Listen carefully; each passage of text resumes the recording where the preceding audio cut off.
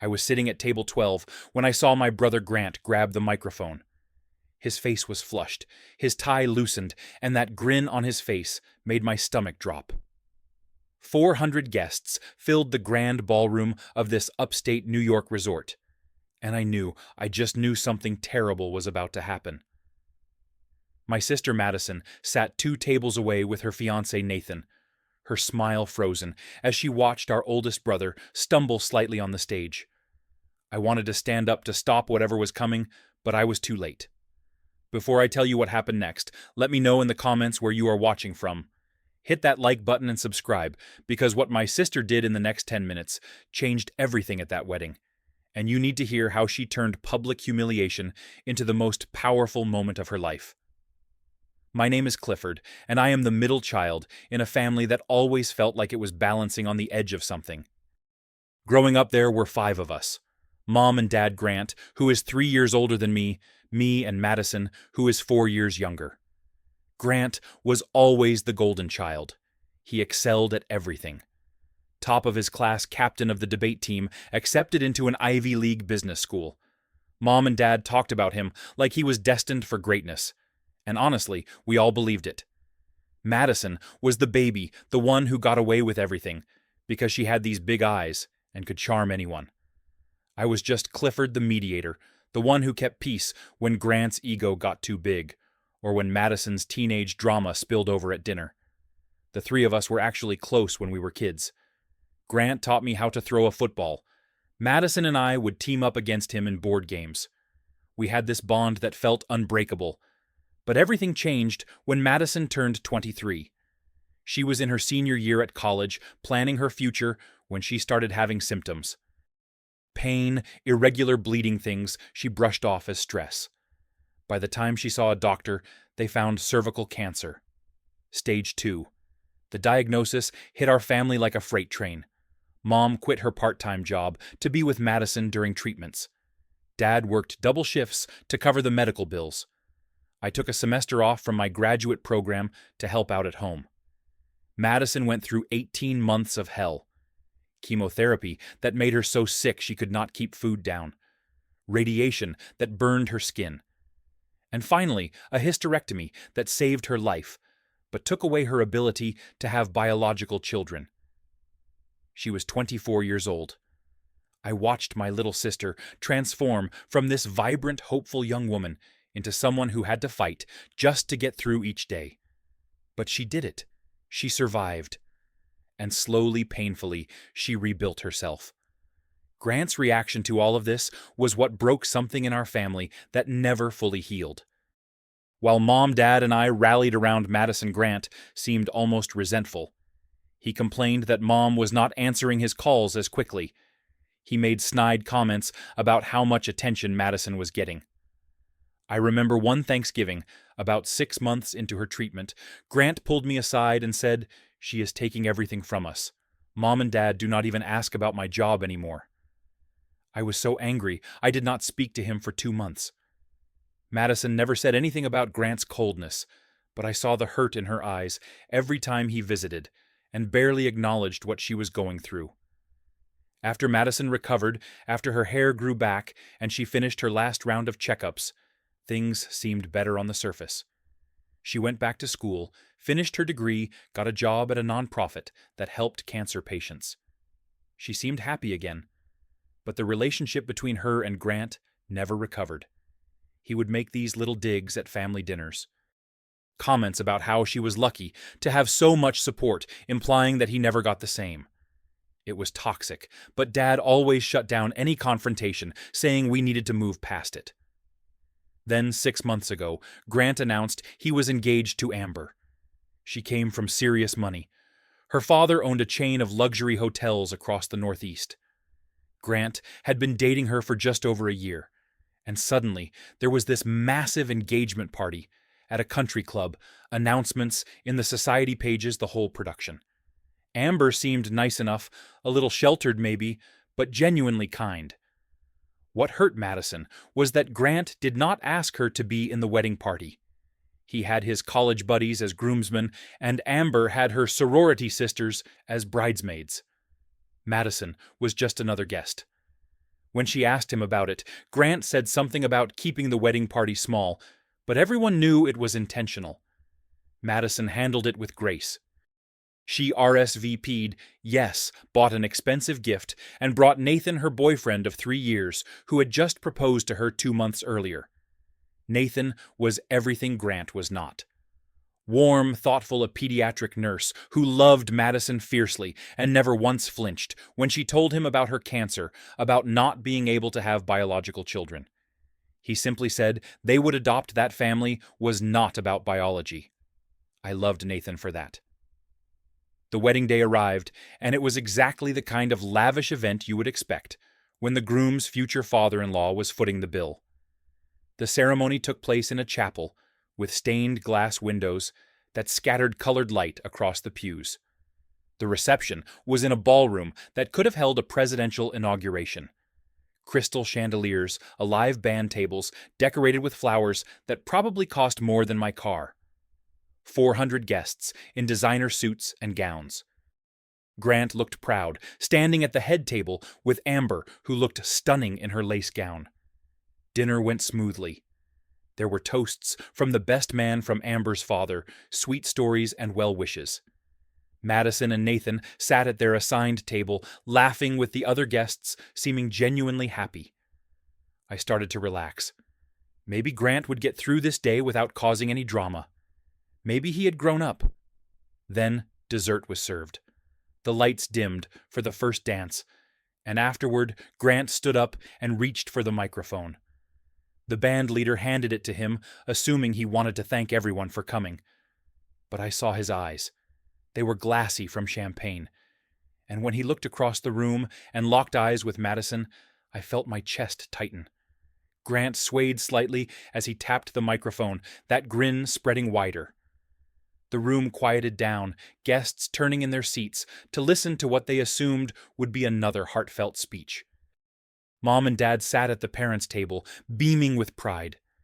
Amber stood beside Grant, her hand resting lightly on his arm, smiling up at him. "Ladies and gentlemen," Grant began, his words slightly slurred, "I want to take a moment to recognize someone very special here tonight." He paused, letting the anticipation build. I saw Madison's smile falter just a bit. Nathan shifted in his seat. "Let us raise a glass to the bride and groom." Grant continued lifting his champagne flute. "And to my dear sister, who finally found someone desperate enough to marry her, after her, well, let us just say her condition makes her damaged goods." The room went silent. Not the kind of silence that comes before applause, but the kind that comes when something so shocking happens that people cannot process it. I heard someone gasp. Mom's hand flew to her mouth. Dad started to stand up, but he seemed frozen. Madison's face went pale, all the blood draining from her cheeks. Nathan grabbed her hand under the table, squeezing it tight. I was halfway out of my seat, ready to tackle my brother off that stage. But Grant was not done. He winked at the crowd, clearly enjoying the stunned reaction. "But hey," he added with a laugh that sounded more like a bark, "at least someone was willing to take our family's broken leftovers, right?" He raised his glass, higher, looking around, as if expecting people to join him in the toast. No one moved. Amber tugged at his sleeve, whispering something urgent, but he shrugged her off. The silence stretched out, thick and suffocating. Then Madison stood up. It was not dramatic. She did not throw her napkin down or storm toward the stage. She simply rose from her chair, smoothed down her navy dress, and started walking toward Grant. Every eye in that ballroom followed her. Her heels clicked against the marble floor. When she reached the stage, she stopped right in front of Grant and smiled. Not a fake smile, but something calm and almost serene. "Thank you for that beautiful introduction, brother," she said, her voice steady and clear. She held out her hand for the microphone. Grant, still grinning like an idiot, handed it over, probably thinking she was going to break down crying or run away. He had no idea what was coming. Madison turned to face the 400 guests. She took a breath, and when she spoke, her voice carried through the room with perfect clarity. I want to thank Grant for reminding everyone here about my cancer journey. Yes, I had cancer. Yes, I cannot have biological children. But I survived." She paused, letting those words settle. "And I found a man who loves me for who I am not, what my body can do." Nathan was watching her with this look of fierce pride, his eyes glistening. "But since we are sharing family truths tonight," Madison continued her tone, shifting just slightly, "let me share something Grant forgot to mention." Grant's smile started to fade.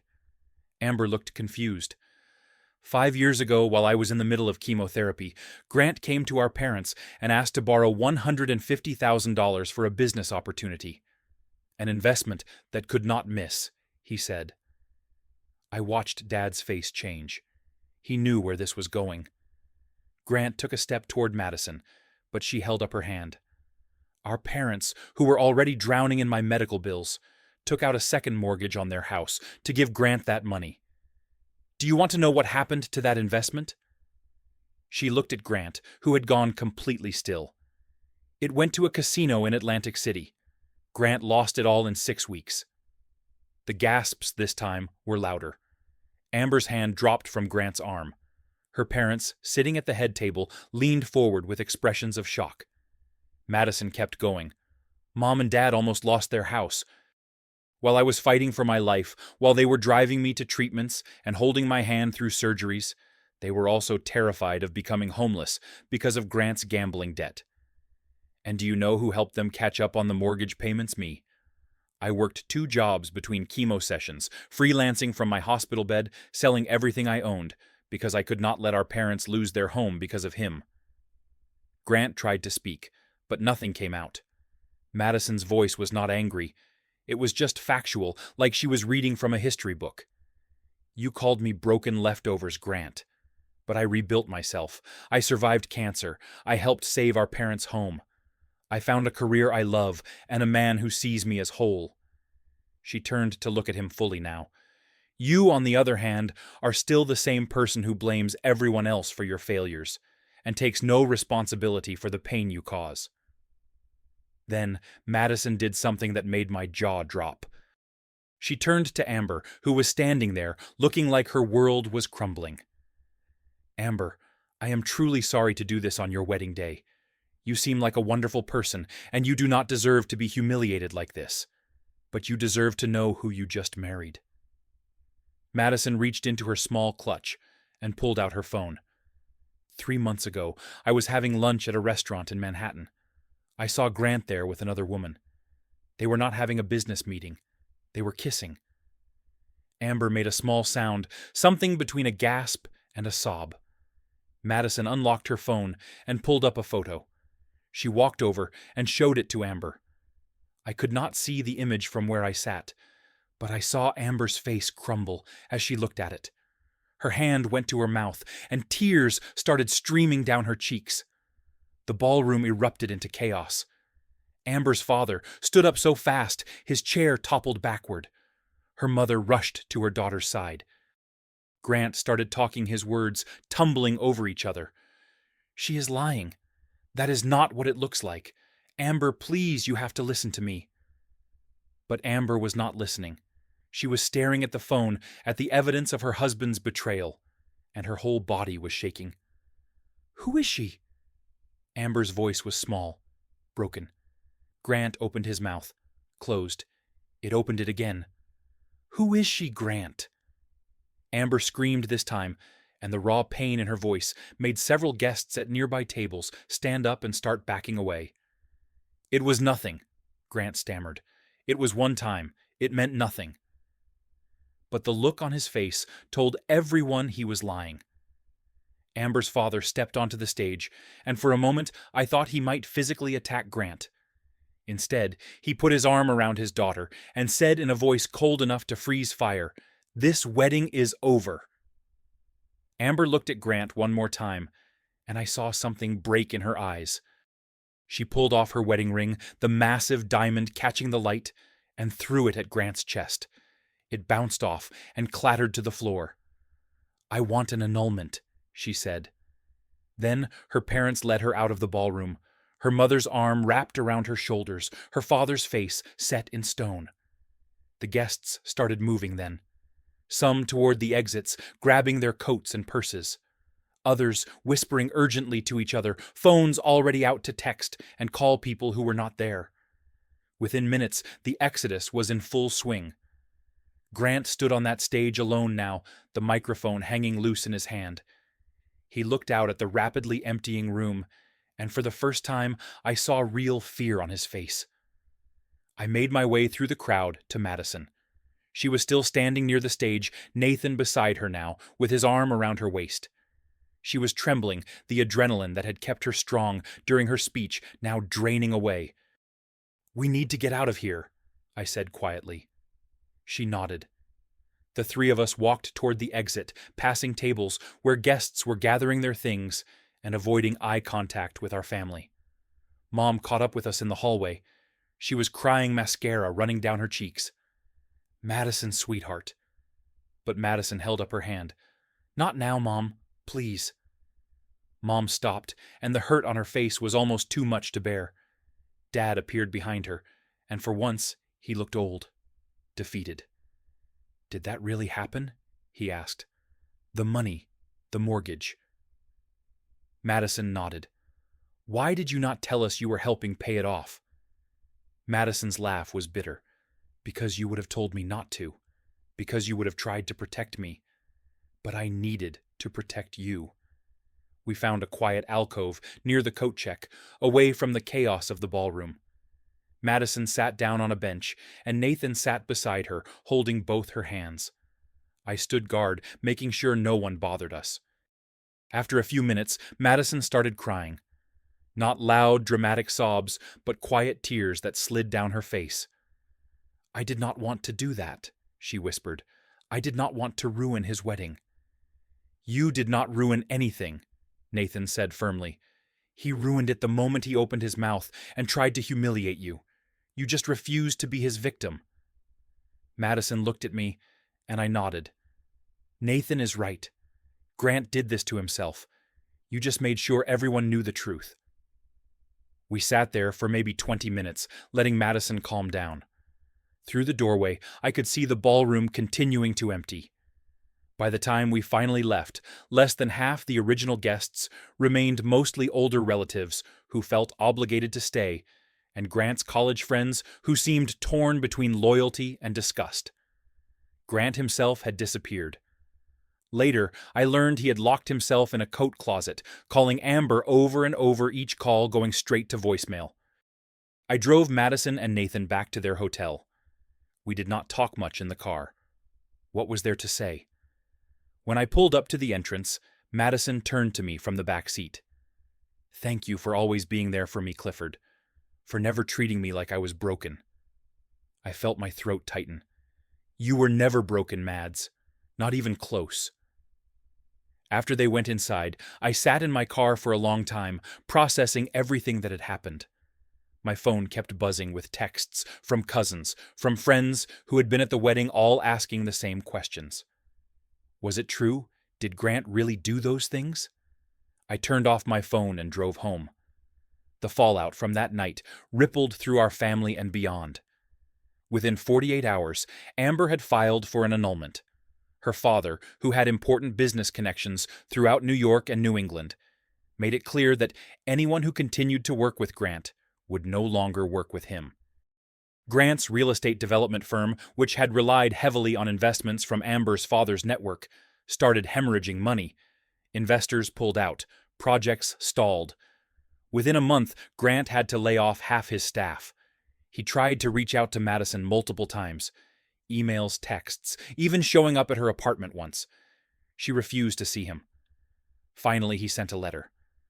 I know, because Madison showed it to me. It was full of apologies and excuses. He said he had been drunk, that he did not mean what he said, that he was going through a rough time, and took it out on her. He never actually took responsibility. It was always, I was stressed, or I was not thinking clearly. Madison read it once, and then threw it away. He is still not getting it, she said. He is still blaming everything else instead of looking at himself. Mom and Dad struggled with what to do. Grant was still their son, but they could not ignore what Madison had revealed. Dad finally confirmed that yes, Grant had come to them for money 5 years ago, and yes, they had taken out that second mortgage. They had not known Grant lost the money gambling. He had told them the investment fell through due to market conditions. And they had no idea Madison had been helping them pay off the mortgage. When Dad asked her why she never said anything, Madison just shrugged. Because you would have felt guilty, and you were already dealing with enough. It took several conversations, some of them painful, but eventually Mom and Dad came to Madison and apologized.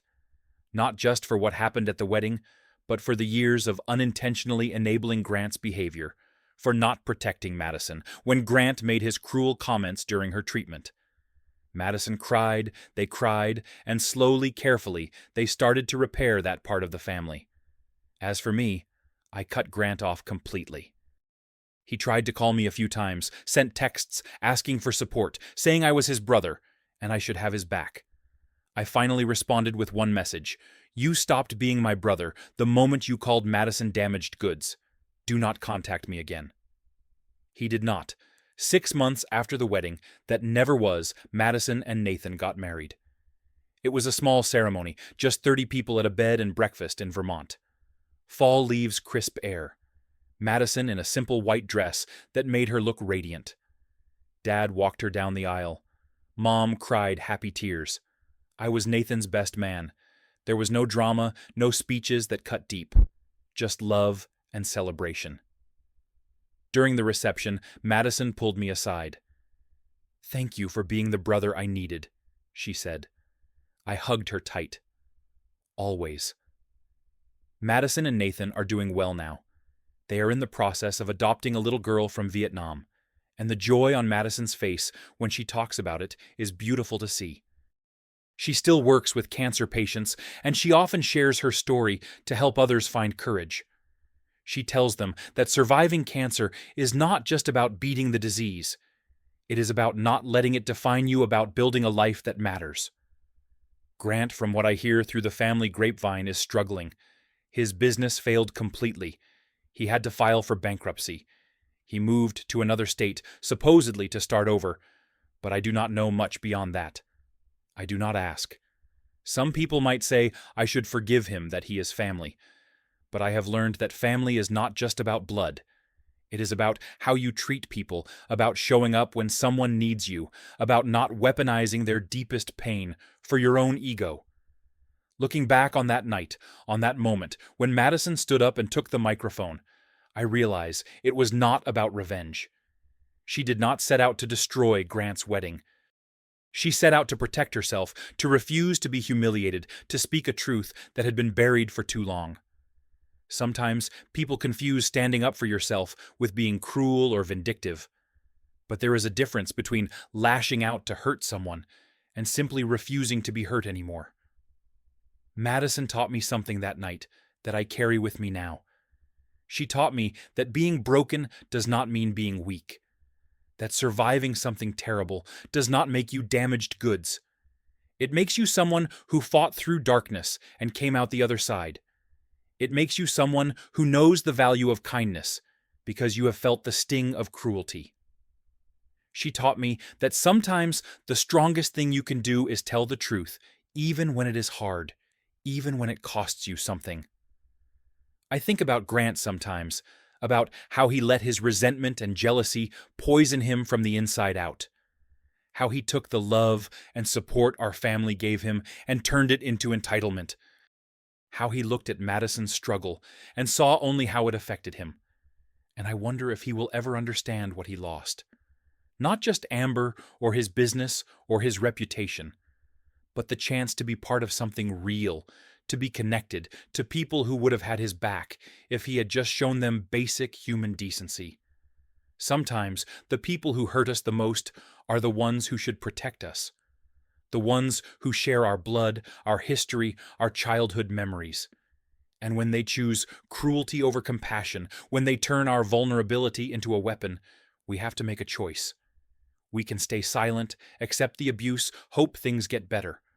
Or we can stand up, speak our truth, and walk away from people who refuse to see our worth. Madison chose to stand up, and in doing so, she took back her power. She refused to let Grant's words define her. She showed 400 people, and more importantly, she showed herself that her value is not determined by what her body can or cannot do, by what she has survived, or by the opinions of someone too broken himself to recognize strength when he sees it. Being broken does not mean being weak. It means you survived something that could have destroyed you, and that makes you stronger than anyone who never had to fight. Madison proved that, and I will spend the rest of my life being grateful that she is my sister, that I got to witness her courage, and that I learned what real strength looks like. Have you ever had to stand up to a family member who tried to humiliate you? How did you handle it? Share your story in the comments below. And if this story resonated with you, hit that like button and subscribe to hear more real stories about overcoming family betrayal and finding your own strength. Share this with someone who needs to hear that they are not broken, they are survivors. Thank you for listening to my story, and I hope it reminds you that your worth is never determined by someone else's cruelty. Stay strong, stay true to yourself, and remember that sometimes the bravest thing you can do is simply refuse to accept being treated as less than you are.